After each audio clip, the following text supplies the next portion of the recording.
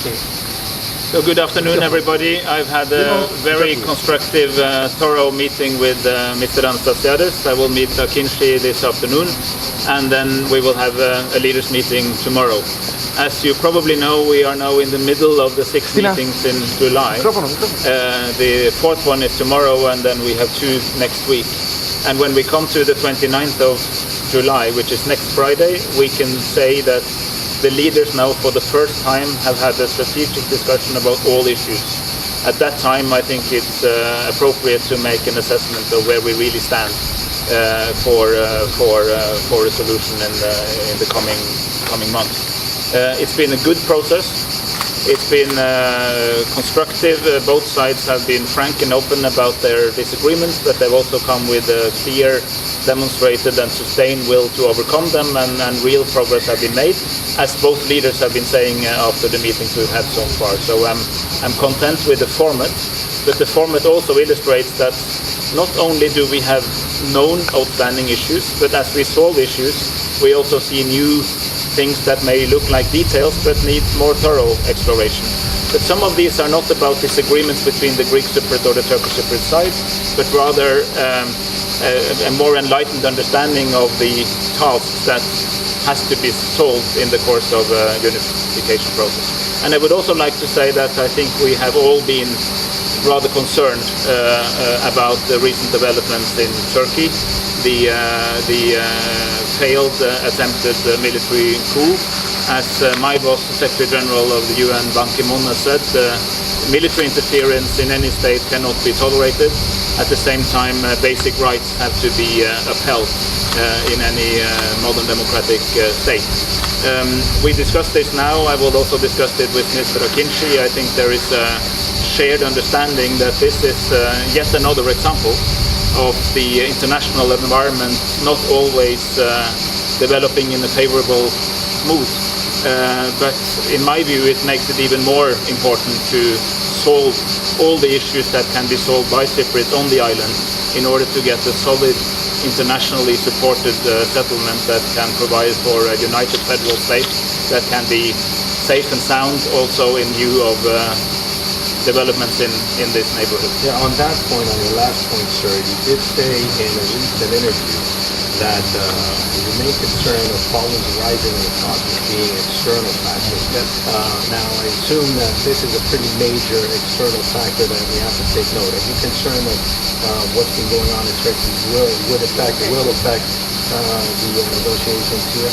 Well, you're absolutely right in referring to it. Not only in recent interviews, since I landed first on this island, I've been saying that, and I think with increasing confidence, that if a crisis would occur in this round of negotiations, it will not happen inside the talks, because despite of recognized differences, the mood between Mr. Akıncı and Mr. Anastasiades is the problem-solving mood, and they do have a shared vision of a genuine European modern federation.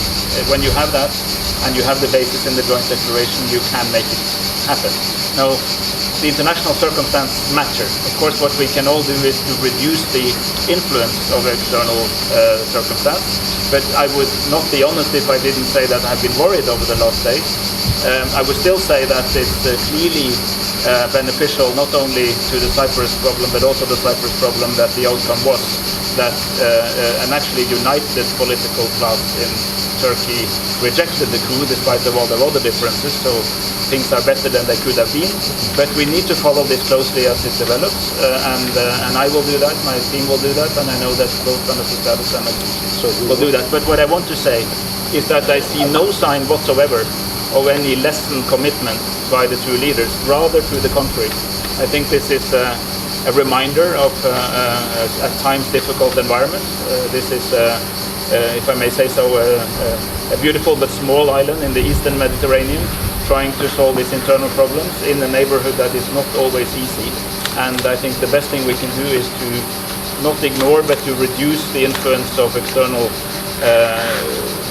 circumstances. I'm not referring specifically only to Turkey, but to the entire environment, so that Cypriots can be masters of their own house. But specifically about Turkey, allow me to press you on that, specifically with Turkey. When you foresee the situation of Turkey as it unfolds to create problems in the negotiations, Well, it hasn't done yet. I mean, there is no sign as of right now that there's any change in the Turkish government's position, which is consistently supportive of the talks. And there has been, as you will probably know, there's been a number of sort of second channel conversations going on, which suggests that that is a sustained position. So as of now, I don't think we have any evidence that it will change the position of Turkey or any other guarantor on trying to support the settlement. But the good news of this phase, broadly speaking, is that it seems that all the interested parties, not only the three guarantor states, but also the United Security Council, actually want Cyprus to be solved. They want it off the table. It creates more problems for others than it solves.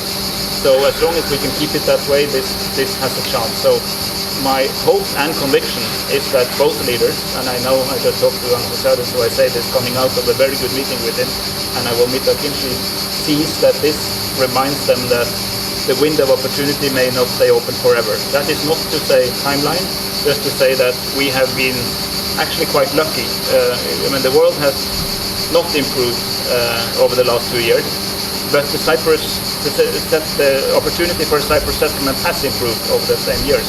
Let's keep it that way. I think we can, with dedicated effort. I should, in the context of your question, mention that on Monday I am in New York together with Elizabeth Behar to brief the United Nations Security Council. I am absolutely confident that many of the questions I will get there will also be very similar to those you just asked. And I'm also now sharing that with the leaders also to get their input to what to say. And so what I'm saying now is also quite similar to what I will tell the council in a few days. Thank you very much. Thank you.